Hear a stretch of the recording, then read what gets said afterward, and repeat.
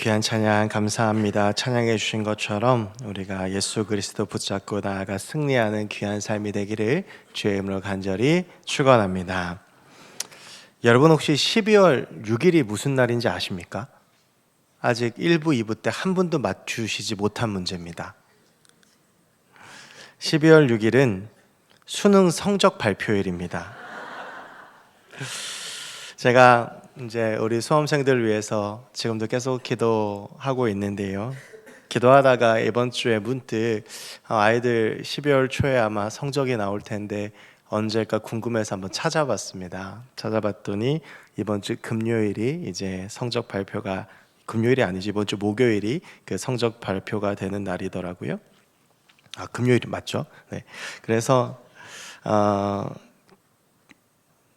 얼마나 떨릴까라는 생각이 드는 거예요. 이게 물론 이제 가채점이라는 걸 하기 때문에 대략은 자기가 몇 점 맞을지는 알고들 있습니다. 근데 이제 문제는 혹시 밀려 쓰진 않았을까? 내가 답안지를 잘 냈을까? 그리고 내가 여기 체크한 대로 답을 잘 적었을까? 아마 이런 여러 가지 고민과 걱정들이 많을 거고, 아마 이번 주 금요일까지 기다리는 동안 그 마음이 하루하루 얼마나 마음 졸이고 또 두렵고 힘들까라는 생각을 해보았습니다. 그런데 문제는 12월 6일 날 성적 발표되면 끝나는 것이 아니고, 이제 성적이 발표되면 그 성적에 맞추어서 학교도 지원을 해야 되고, 그 학교에 맞는 전형도 준비해서 이제 대학 합격 발표 날까지 이렇게 기다려야 되는 그 마음들이 참 힘들겠다 싶은 그런 생각들이 많이 들었습니다. 아마 모두가 한 번쯤은 무언가를, 그리고 누군가를 이렇게 간절히 기다렸던 경험이 있으리라고 생각합니다. 이제 대림절은 우리가 아기 예수 오심을 기다리는 기다림의 절기인데, 이 대림절을 시작하면서 이 기다림에 대한 말씀을 좀 나누어 보려고 합니다. 이 요한복음 11장 전체는 우리가 잘 아는 한 이야기를 다루고 있습니다. 제가 어렸을 때 자주 했던 찬양인데요, 그 예수님이 말씀하시니라는 찬양이 있습니다. 예수님이 말씀하시니 물이 변화해 포도주 됐네. 예수님이 말씀하시니 바디메오가 눈을 떴다네. 그리고 이제 3절이 예수님이 말씀하시니 죽은 나사로가 살아났다네 라고 하는 찬양인데요, 그래서 저는 어렸을 때 주일학교 때 이 찬양을 부르면서 나사로가 누구인지 굉장히 궁금했었습니다. 이 사람은 누군데 죽었다 살아났을까? 라고 하는 그 궁금증을 가지고 찬양을 했던 기억이 있는데, 이제 나중에 성경을 읽으면서 이제 나사로에 대해 좀 알게 됐는데요, 오늘 이야기는 요한복음 11장 1절에서 시작해서 11장이 꽤 깁니다. 이 11장 전체 내용과 12장 11절까지 이어지는 굉장히 긴 사건을 다루고 있습니다. 이제 오늘부터 시작하는 대림절에 3주 동안은 이제 요한복음 11장부터 12장 11절까지의 말씀을 3주 동안 좀 나누어 보려고 합니다. 오늘 본문 1절을 보면 이 이야기의 배경이 나오는데, 어떤 병자가 있다라는 말로 시작을 하는데, 그 병자가 마리아와 그 자매 마르다의 마을 베다니에 사는 나사로다라고 되어져 있습니다. 이 병자가 1절에선 단순히 마르다 마리아의 마을, 거기에 사는 나사로라고 되어져 있지만, 이어지는 2절에 보면 이 마리아라는 사람이 이제 12장 1절부터 그 얘기가 나오는데, 향유를 주께 붓고 머리털로 주의 발을 닦던 자인데 병든 나사로는 그의 오빠였다라고 되어져 있습니다. 우리가 이제 오늘 본문을 읽어가면서 한 가지 좀 기억해야 될 것, 주목해야 될 것이 있습니다. 그것은 마리아와 마르다 그리고 예수님의 관계입니다. 여러분, 복음서에는요, 마태, 마가, 누가, 요한복음에는 수도 없는 기적들이 나옵니다. 예수님께서 기적을 행하시고 능력을 베푸셨던 사건들이 나오는데, 그런데 이 기적들에는 한 가지의 공통점이 있습니다. 예수님께서 소경의 눈도 뜨게 하셨고, 앉은 뱅이도 일으키셨고, 나병 환자의 나병도 치료해 주셨고, 그리고 말 못하는 자에게 말도 하게 하셨고, 38년 된 병자를 베데스다 연못가에서 고쳐주기도 하셨고, 심지어 죽은 사람을 살리기도 하셨습니다. 그런데 여러분, 한번 잘 생각해 보시면 우리는 그렇게 나음받은 사람들의 이름을 거의 대부분 알지 못합니다. 성경에서는 그 기적을 입은 사람들의 이름을 밝히고 있지 않습니다. 우리가 아는 이름 하면 바디메오라고 생각할 수 있는데, 바디메오는 근데 사실은 그 이름이 아니에요. 그냥 디메오의 아들이라고 해서 그가 불리던 별명 같은 것입니다. 회당장 야이로의 그 딸이 고침을 받았지, 회당장 야이로가 고침을 받은 것은 아닙니다. 이렇게 요청받은 사람의 이름이 나오면, 요청을 한 사람의 이름이 나오면 그 기적을 입은 사람의 이름은 나오지 않고요. 그리고 대부분은 기적을 입은 사람들의 이름이 나오질 않습니다. 근데 오늘 요한복음 11장에서 볼 수 있는 독특함은 무엇이냐 하면, 예수님께 도움을 요청한 사람과 그 기적을 경험한 사람의 이름이 모두 나와 있다는 겁니다. 마리아와 마르다가 내 오빠가 죽게 되었으니 고쳐달라고 예수님께 요청을 했고, 그리고 예수님께서는 그 나사로를 찾아가셔서 살리신 것인데요, 앞선 이야기들에서 그 기적들에 그 이름이 나오지 않는 것은 그들이 대부분 일회성의 등장인물이기 때문에 그렇습니다. 그러니까 예수님하고 큰 인격적인 관계가 없는 거예요. 그냥 지나가다가 만났거나 그들의 필요에 의해서 예수님께 나아왔거나 하는 관계들이 그들과 예수님의 관계였다고 한다면, 오늘 본문에서 이렇게 이름을 다 밝히 알려주고 있는 것은 나사로, 마르다, 마리아, 이 남매가 예수님과 특별한 관계였다라고 하는 것을 뜻하는 것입니다. 여러분, 우리는 마르다, 마리아에 대해서 오늘 본문 말고 또 대표적으로 생각나는 이야기가 하나 있습니다. 예수님께서 이 베다니 나사로의 집에 있을 때에 마리아는 열심히 예수님의 말씀을 들었고, 이제 마르다는 열심히 부엌 일을 하다가 이제 세상 말로 화딱지가 나는 거예요. 할 일은 많은데 동생은 저기 가서 말씀 듣고 있으니까 화딱지가 나서 예수님 앞에 쪼르르 달려가서, 예수님 내 동생 좀 혼내주세요. 지금 여기 이렇게 예수님을 비롯한 귀한 손님들이 많이 와서 대접할 게 많은데 지금 마리아가 나를 돕지 않아서 내가 너무 힘들어요 라고 푸념을 했는데, 오히려 예수님께서는 마르다를 책망하시고 마리아를 칭찬하셨던 이 이야기, 우리가 이 이야기를 잘 알고 있죠. 그러니까 예수님께서는 이 베단이라고 하는 곳에 들리시면 이 마르다 마리아의 집에 방문하셨고, 그리고 이 마르다 마리아와 함께 특별한 관계를 맺고 있었다라고 하는 것을 알 수 있습니다. 그래서 오늘 본문 1절도 보면 베단이라고 하는 지역을 설명할 때에 마르다와 마리아의 집이 있는 곳이다 라고 이야기를 하고 있는 것이죠. 이런 마르다 마리아의 집에 그 자매들에게 문제가 하나 생겼습니다. 3절 말씀인데요, 이에 그 누이들이 예수께 사람을 보내어 이르되 주여 보시옵소서, 사랑하시는 자가 병들었나이다. 이제 마르다하고 마리아에게 한 가지 심각한 문제가 생겼는데, 그것이 무엇이냐 하면 오빠 나사로가 너무 아파서 죽을 것 같은 거예요. 여러분, 일단은 현재적으로는 가족을 먼저 떠나보낸다라고 하는 것만큼 큰 슬픔이 어디 있겠습니까? 아마 오늘 본문을 미뤄보았을 때 이들에게 부모가 없었던 걸로 추정이 되어집니다. 부모에 대한 이야기가 나오질 않아요. 그러니까 어떻게 보면 이 오빠인 나사로를 의지하면서 가장처럼 지내고 살았을 텐데, 내 오빠를 떠나보내야 한다라는 이 자매들의 심정이 참 아팠을 겁니다. 그런데 이것보다 더 심각한 문제는 이것인데요, 여러분, 그 당시에는 여성들은 직업을 가지지 못했습니다. 그 유대 사회는 우리나라보다 훨씬 더 남성 중심적인 사회예요. 그러니까 오죽하면 사람 숫자를 셀 때도 성인 남자 숫자만 세잖아요. 그래서 여자들이 일을 할 수 없기 때문에 이 마르다와 마리아에게 있어서 오빠 나사로는 가장이면서 울타리면서 나를 먹고 살게 해주는 희망이었습니다. 그런데 여기서 지금 오빠가 갑자기 죽어버리고 나면 이 마르다와 마리아가 앞으로 살 길이 막막한 거예요. 그러니까 현재도 문제지만 앞으로도 문제인 이 어려운 상황입니다. 얼마나 절망적이었겠습니까? 여러분, 오늘 이 본문은요, 예수님의 공생애의 가장 마지막에 일어난 사건입니다.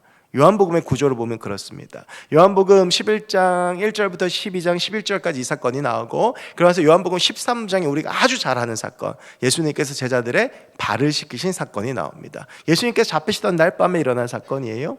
여러분, 그렇다라고 하는 것은 오늘에 이르기까지 예수님께서 수많은 기적들을 베풀어 주셨다라고 하는 겁니다. 병든 사람, 앞서 말씀드렸던 병든 사람 고치시고, 눈먼 자의 눈도 뜨게 하시고, 말 못하는 자를 말도 하게 하시고, 심지어 죽은 사람도 2번이나 살리신 그 사건들이 앞서 계속 있어 왔고, 제자들을 비롯한 예수님을 따르는 사람들 그 사건을 목격하기도 하고 경험하기도 하고 보기도 했던 거예요. 그러니까 이 마르다 마리아 같이 예수님과 특별한 관계에 있었던 어떤 학자들은 이들이 예수님의 여자 제자 공동체의 리더들이었다라고 주장하는 사람들도 있는데, 이들이라고 하면 예수님의 그 기적을 가장 옆에서 가장 직접적으로 체험하지 않았겠습니까? 그러니까 오빠 나사로가 죽게 되자 이제 마르다 마리아는 그 능력의 예수님이 생각이 난 거예요. 우리 예수님이 눈먼 자의 눈도 뜨게 하시고 앉은 병이도 일으키시고 말 못하는 자 말도 하게 하시는 예수님이신데, 심지어 오늘에 이르기까지 죽은 사람을 2번이나 살리셨는데 내 오빠도 고쳐주시거나 살려주시지 않을까? 그러니까 그 예수님이 빨리 오시도록 해야 되겠다라고 해서 예수님께 사람을 보냅니다. 여러분, 이들이 얼마나 간절한 심정으로 예수님께 도움을 요청했는지가 3절을 보면 잘 나와요. 제가 방금 읽었지만 3절을 이번에 우리 같이 한번 좀 읽어보겠습니다. 시작. 이에 그 누이들이 예수께 사람을 보내어 이르되 주여 보시옵소서, 사랑하시는 자가 병들었나이다 하니. 아멘. 여러분이 말씀에서 우리가 주목해볼 구절이 이것입니다. 마르다 마리아가 이미 예수님께서 우리의 오라버니가, 우리의 오빠가 나사로인 것을 아는데 나사로를 살려달라고 하지 않아요. 우리 오빠를 살려달라고 하지 않아요. 뭐라고 말을 하냐 하면 사랑하시는 자가 병들었습니다. 예수님이 사랑하시는 자가 병들었습니다. 그러니까 예수님, 우리를 위해서도 나사로 고쳐주셔야 되겠지만 예수님이 사랑하시는 나사로가 병들었으니까 예수님을 위해서도 우리 오빠 좀 고쳐주셔야 되지 않을까요? 라고 이야기를 하는 것입니다. 이 얼마나 간절하고 안타까운 요청이었겠습니까? 아마 모르긴 몰라도 이들은 예수님께 사람을 보내고 정말 간절히 기다렸을 겁니다. 당시 예수님께서는 예루살렘에서 물러나 요단강 저편, 요한이 처음 세례를 베푸던 곳에 거하고 계셨습니다. 이곳이 정확하게 어떤 곳인지는 추정할 수 없으나 아마 베다니와는 하루 정도 거리였을 것으로 추정되어집니다. 그러니까 마르다 마리아는요, 예수님께서 다음 날이면 오시리라고 생각했을 겁니다.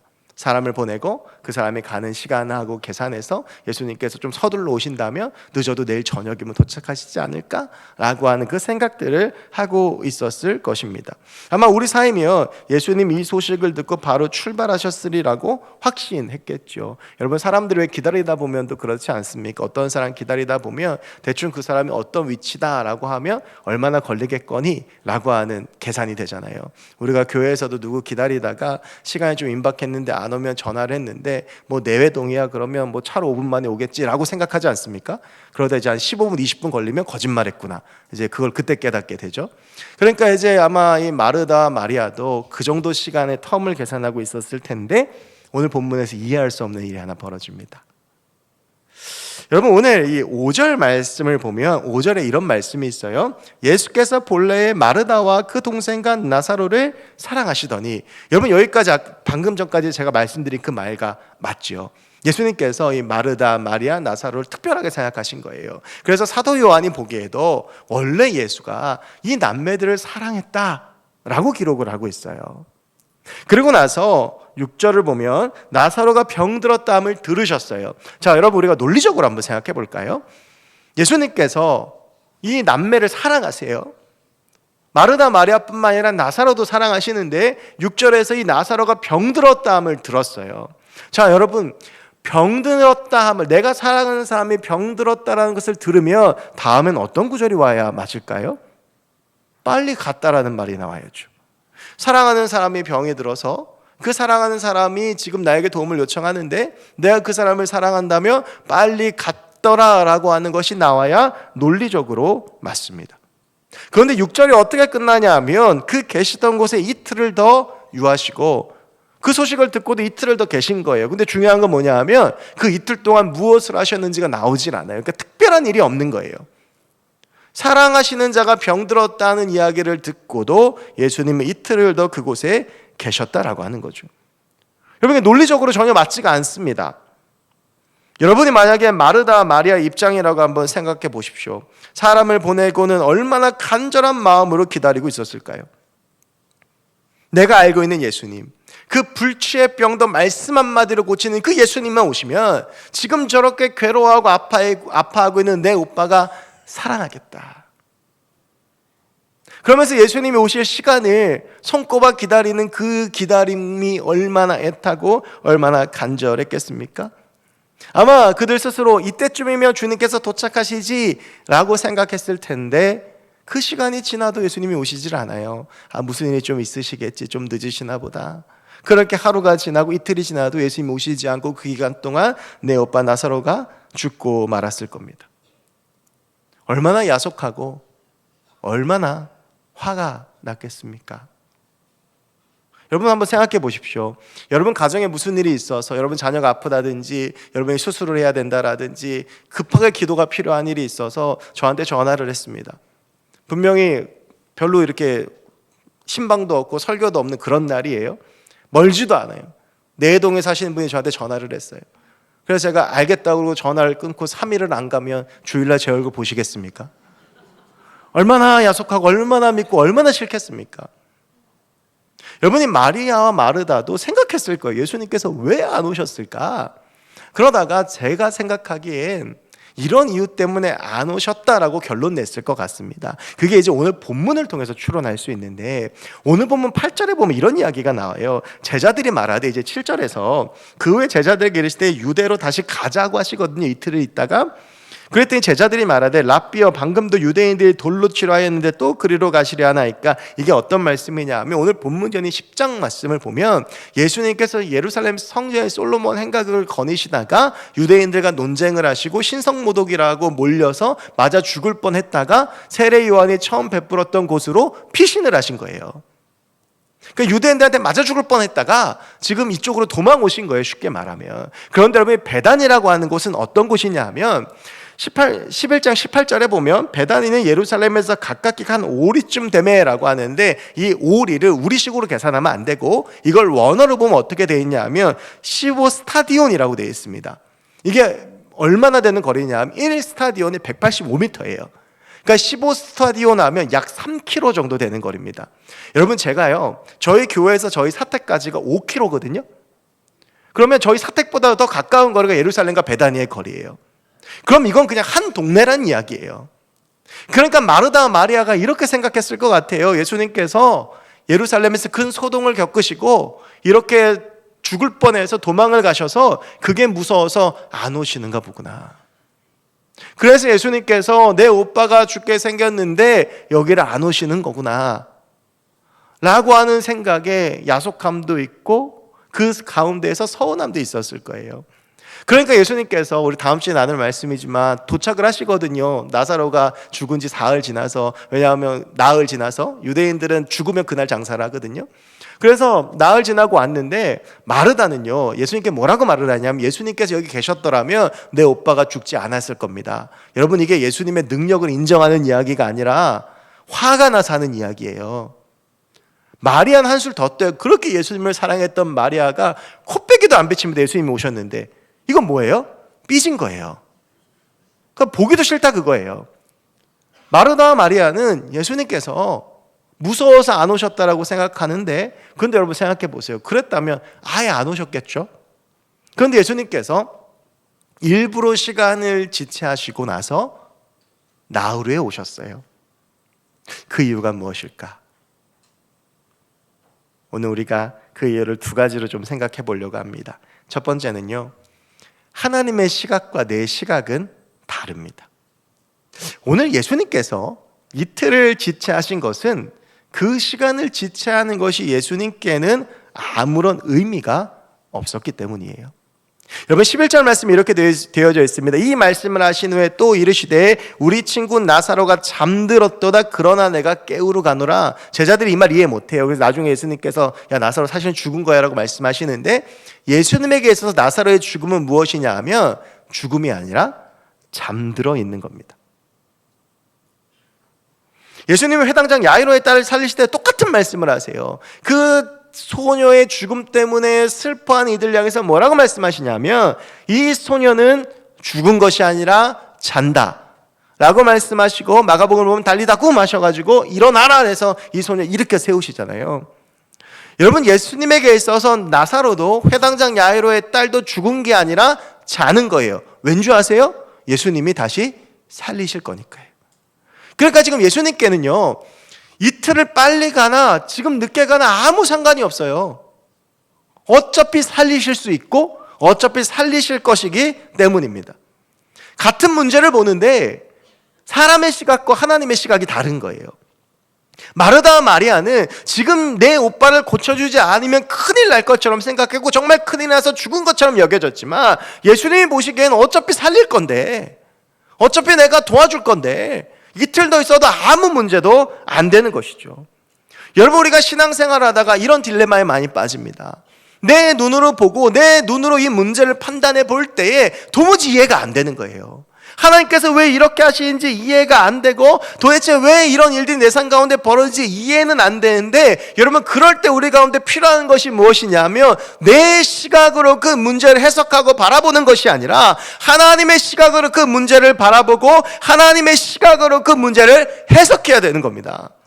여러분, 가장 대표적인 문제가 오늘 본문에서 나오고 있는 죽음의 문제예요.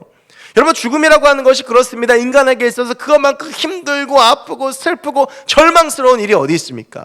여러분의 믿음의 눈을 들어서 죽음의 문제를 해석하면 어떻습니까? 죽음은요, 끝이 아니라 하나님 나라에서 영원한 새로운 시작인 거예요. 음부로 들어가는 것이 아니라 천국에 입성하는 거예요. 그러니까 믿음의 눈으로 볼 때 죽음은 어떤 것입니까? 믿음의 눈으로 볼 때 죽음은 천국으로 떠나는 진정한 여행인 겁니다. 여러분, 우리는 우리의 시각으로 내 삶의 문제들을 재단하고 해석하고 내 삶을 바라보는 것이 아니라 하나님의 시각으로 내 삶을 바라보면서 내 문제를 다뤄야 합니다. 그런데 우리는 그러한 해석의 작업들을 하지 않아요. 여러분, 그러면 우리의 삶 가운데 가득 차는 게 걱정과 두려움입니다. 지금 내 삶 가운데 문제가 있는데 하나님이 내 삶에 이 문제를 허락하신 이유를 찾아야 하고 이 삶을 하나님께서 어떻게 바라보시는지를 해석해야 하는데, 그게 아니라 내 눈으로만 그 문제를 바라보다 보면 걱정을 새어나올 수가 없어요. 왜냐하면 내 힘으로 할 수가 없거든요. 여러분, 그래서 우리가 기도해야 합니다. 하나님 앞에서 이 문제를 내어놓고 하나님의 생각이 무엇인지, 하나님이 이 문제를 어떻게 바라보고 계시는지, 하나님은 이 가운데 어떻게 하기를 원하시는지 우리가 그걸 구해야 돼요. 여러분, 그런데 우리가 하나님이 무엇 하기 원하시는지에 대한 관심이 없어요. 내가 하고 싶은 것들로만 가득 차 있고 지금 내 필요만 가득 차 있고 내 뜻만 가득 차 있으니까 그 문제가 여전히 나에게는 문제인 것입니다. 사랑하는 여러분, 하나님의 시각과 내 시각은 분명히 다릅니다. 우리에게 있어서 지금 사랑하는 오빠 나사로의 죽음처럼 현재도 미래도 힘든 일 같은 일들이 있지만 하나님께는 그게 문제되지 않아요. 하나님은 살아계시기 때문에, 하나님은 우리가 고백한 대로 전능하신 하나님이시기 때문에 우리의 삶 가운데 하나님의 전능하신 손을 펼치셔서 우리의 삶을 도우실 것이고 살리실 것이고 회복시켜 주실 것이고 역사해 주실 것이기 때문에, 우리가 하나님을 바라보고 나아가며 하나님의 역사가 내 삶 가운데 일어나기 때문에 내 삶 가운데 있는 그 문제가 하나님께 문제가 아닌 거예요. 그러니까 여러분, 우리가 하나님을 온전히 붙잡으며 어떠한 문제도 이길 수 있는 겁니다. 그러니까 바울처럼 궁핍에도 처하고 풍요에도 처하고 내가 여러 가지 삶의 모양에 있었지만 삶에 자족할 수 있는 일체의 비결, 어떠한 상황 가운데도 흔들리지 않는 일체의 비결을 배웠는데, 그것이 무엇입니까? 내게 능력 주신 자 안에서 내가 모든 것을 할 수 있느니라. 어떠한 상황 가운데 있더라도 믿음으로 그 상황을 바라볼 수 있는 믿음이 생기니까, 그 주님 안에 있으니까 어떠한 삶의 상황 가운데 처해도 이길 수 있는 거죠. 여러분, 저는 그 고백이 우리의 고백이 됐으면 좋겠습니다. 우리의 눈으로 내 삶을 판단하고 평가하고 이것이 되네 안 되네, 그 가운데 절망하고 쓰러지고 눈물 흘리고 그러다가, 여러분, 신앙생활이 이따가도 말씀드리겠지만 기다림의 연속이잖아요. 그 기다림의 연속 가운데 이 믿음이 없으면, 이 신뢰가 없으면 우린 무너지고 쓰러지는 거예요. 하나님을 믿을 때 우리는 승리할 수 있습니다. 하나님을 믿을 때 우리는 이길 수 있어요. 하나님을 믿을 때 우리는 나아갈 수 있습니다. 여러분, 그 믿음으로 나아가는 저 여러분들이 됐으면 좋겠습니다. 또 한 가지는요, 두 번째는 하나님의 시간과 내 시간이 다르다는 거예요. 여러분, 이 말은 바꾸어 말하면 우리는 이해하지 못한 하나님의 뜻이 있다라고 하는 건데, 요한복음을 보면 독특한 게 하나 있습니다. 요한복음은요, 기적에 굉장히 인색합니다. 이 요한복음 1장부터 21장까지 굉장히 긴 성경이거든요. 분량으로 치면. 그런데 그 긴 성경의 내용 중에 예수님의 기적은 7개밖에 나오지 않습니다. 그래서 여러분, 요한복음에 담겨있는 기적에는요, 하나하나 의미가 있습니다. 예를 들면 가장 첫 번째 나오는 기적인 요한복음 2장에 나오는 갈릴리 가나의 혼인잔치는 공생애 이전에 우리 주님께서 베풀어 주셨던 그 기적을 다루고 있고, 요한복음 6장에 나오는 오병이어는 다른 복음서들하고는 달라요. 모든 복음서들의 이 오병이어 기적이 나오는데, 요한복음에만 유일하게 예수님과 빌립과의 대화, 200데나리온의 떡이 더 필요하다고 계산했던 빌립의 이야기와 이 보리떡 5개와 물고기 2마리의 출처도 요한복음에만 나와요. 한 어린아이가 드렸던 자기의 먹을 도시락. 그리고 사람들이 억지로 왕으로 삼으려고 하니까 도망가셨던 이 요한복음의 기적에는 하나하나의 의미가 있습니다. 여러분, 그래서 요한복음 11장에 나오는 죽은 나사로의 기적도 분명히 의미가 있어서 여기에 들어있는 거예요. 더군다나 여러분, 제가 말씀드렸잖아요. 요한복음은 기적에 인색하다고. 근데 그 기적에 인색한 사도 요한이 이 이야기를 한 장 반을 쓰고 있습니다. 그건 그만큼 중요하다는 이야기예요. 의미가 있다는 이야기예요. 아까 말씀드렸지만 이 요한복음은 예수님의 공생의 마지막 기적입니다. 근데 여러분, 여전히 제자들이 예수님의 부활을 믿질 않아요. 여전히 사람들이 예수님의 부활을 믿질 않아요. 지금 예루살렘에 들어가야 되는 참된 이유를 몰라요. 그러니까 여러분, 어떻게 서로 누가 높은지 가지고 싸우고 있는 거예요. 예수님이 어떤 분이신지 이해가 없어요. 오늘 예수님께서는 이 사건을 통해서 예수 그리스도의 부활에 대해서, 그 영생에 대해서 보여주시는 거예요.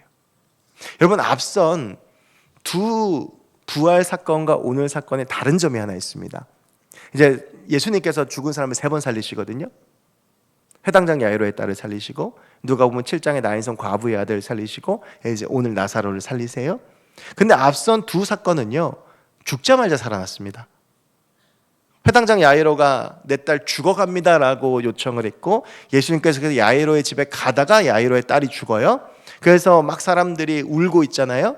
그 울고 있으니까 예수님께서 얘 잔다 그래갖고 일으켜 세우시잖아요. 나인성 과부의 아들도 장례 행렬 중에 예수님께서 만나세요. 여러분, 이스라엘의 장례는 하루입니다. 하루장이에요. 그러니까 죽은 지 얼마 안 된 거예요. 그러니까 쉽게 말하면 앞선 두 사건은 다 무덤에 들어가기 전에 예수님이 살리셨어요. 그런데 오늘 본문은요, 무덤에 장사를 지낸 지 나흘이 지났습니다. 여러분, 실제로 그 앞선 사건들을 보면서 어떤 사람들이 그렇게 얘기했다고 그래요. 야, 사실은 그 야이로의 딸이 죽은 게 아니고 기절한 건데 예수님이 타이밍 맞춰 기도해서 살아난 거다. 여러분, 그렇게 말할 수 있고 주장할 수 있지 않겠어요? 근데 여러분, 오늘 이 나사로의 이야기는요, 반박을 할 수 없어요. 죽어서 장사를 치르고 이미 부패가 시작을 했거든요. 그러니까 마르다가 우리 오빠 이미 무덤에 들어갔다고 예수님께 이야기를 하잖아요. 근데 예수님께서 그 죽어서 썩은 내 나는 나사로를 살리시는 거예요. 그 누구도 부활에 대해서 의심할 수 없게, 그 누구도 부활에 대해서 토할 수 없게. 그래서 여러분, 예수님께서요, 나사로가 죽기를 기다리신 거예요. 그리고 나사로의 몸에 부패가 시작되기를 기다리신 거예요. 오늘 우리가 같이 읽은 본문의 9절 10절에 뜬금없이 이런 이야기가 나와요. 예수님께서 대답하시되 낮이 12시간이 아니야 사람이 낮에 다니면 이 세상의 빛을 보며 실족하지 아니하고 밤에 다니면 빛이 그 사람 안에 없는 거로 실족하느니라. 갑자기 이 이야기가 나오는 건 쉽게 말하면 이겁니다. 모든 것에는 때가 있다라고 하는 거예요. 여러분, 모든 것에는 하나님의 때가 있습니다.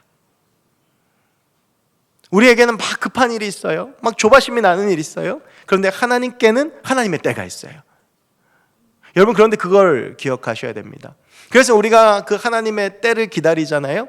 여러분, 그래서 기도할 때 전 그런 생각 들어요. 기도할 때 응답이 안 될 수도 있어요. 하나님이 내가 원하는 대로 안 해주실 수도 있는데, 또 내가 기다려야 될 수도 있는데, 가부만 좀 빨리 얘기해 주시면 좋겠어요.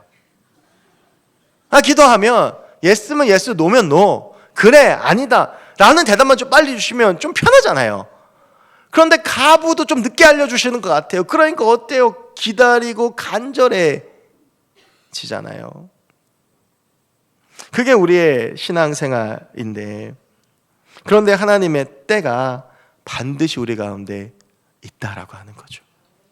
우리는 알지 못하는, 우리는 기억하지 못하는 하나님의 때와 하나님의 시계가 우리 가운데 있고, 하나님은 우리에게 그걸 기다리게 하시는 거예요. 근데 여러분, 중요한 건 이겁니다. 내 기다림은 나 혼자 기다리는 게 아니에요.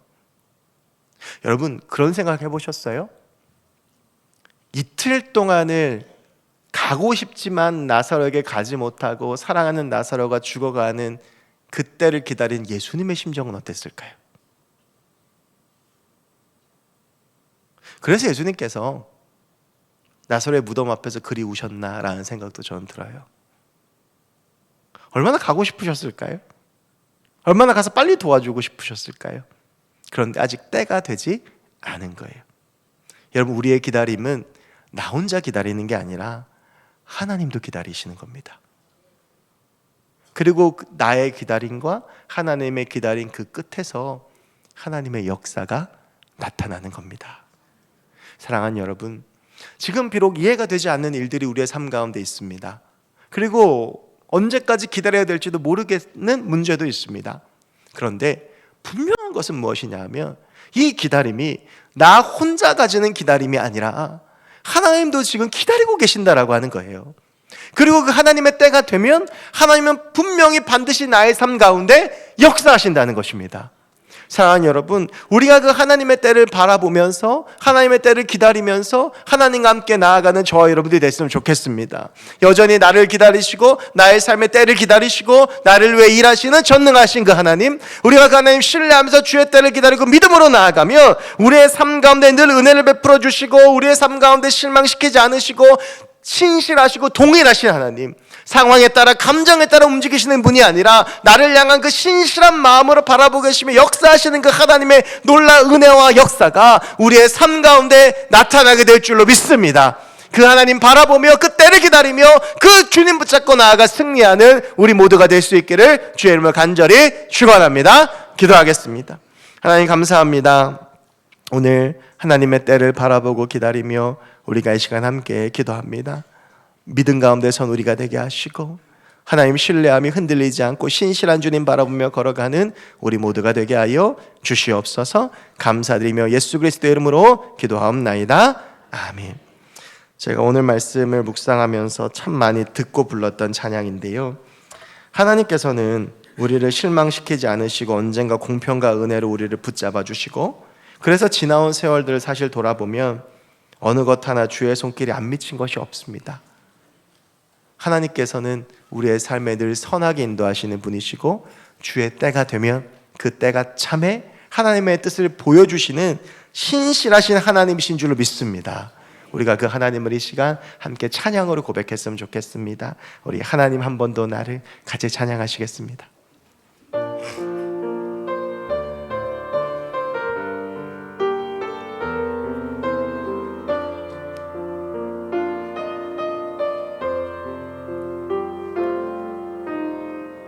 하나님 한 번도 나를 실망시킨 적 없으시고 언제나 공평과 은혜로 나를 지키셨네. 하나님 한 번도 나를 하나님 한 번도 나를 실망시킨 적 없으시고 언제나 공평과 은혜로 나를 지키셨네. 오 신실하신 주, 오 신실하신 주, 오 신실하신 주, 내 너를 떠나지도 않으리라.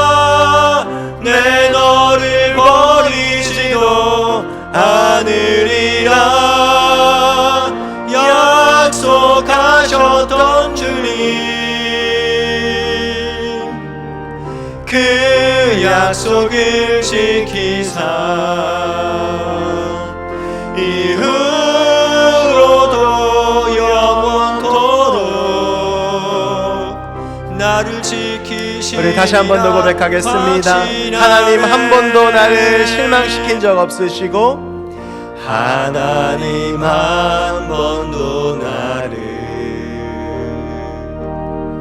실망시킨 적 없으시고 언제나 공평과 은혜로 나를 지나온 모든 세월들 돌아보아도 지나온 모든 세월들 우리 주님은 앞으로도 그렇게 역사하실 줄로 믿습니다. 그 어느 것 하나 주의 손길 안 미친 것 전혀 없네. 오 신실하신 주 오 신실하신 주 오 신실하신 우리 주님이 약속하십니다. 내 너를 떠나지도 않으리라 내 너를 버리지도 않으리라 약속하셨던 주님 그 약속을 지키사 이후로도 영원토록 나를 우리 다시 한 번 더 믿음으로 고백하기 원합니다. 오 신실하신 주님 오 신실하신 주